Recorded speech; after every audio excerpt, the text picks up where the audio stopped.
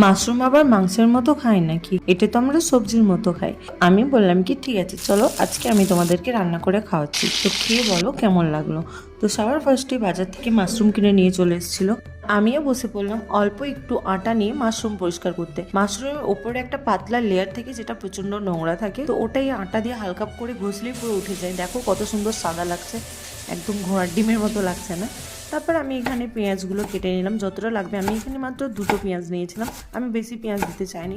প্রথমে ভেবেছিলাম টমেটো দেবো, তারপরে ভাবলাম কি যদি টক হয়ে যায় প্রচণ্ড, তাই আর টমেটো দিলাম না। তো এদিকে আমি পেঁয়াজগুলোকে কুচি কুচি করে কেটে নিলাম, আর আদা রসুনের পেস্ট ছিল যেহেতু, তাই আদা রসুন বাটার কোনো ঝামেলা ছিল না। আর দিলাম ধনে পাতাগুলোকেও কুচি কুচি করে আমি ভালো মতো কেটে নিলাম। আর স্বাদের মতো লঙ্কা দিয়েছিলাম, খুব ঝাল কেউ খায় না, ওই জন্য 4টে লঙ্কা দিয়েছিলাম। আর এখানে দেখো মাশরুমগুলো কত সুন্দর লাগছে, একদম পুরো সত্যি সত্যি ঘোড়ার ডিমের মতো লাগছে। আমি দেখিনি কোনোদিন ঘোড়ার ডিম, কিন্তু যাই হোক ওই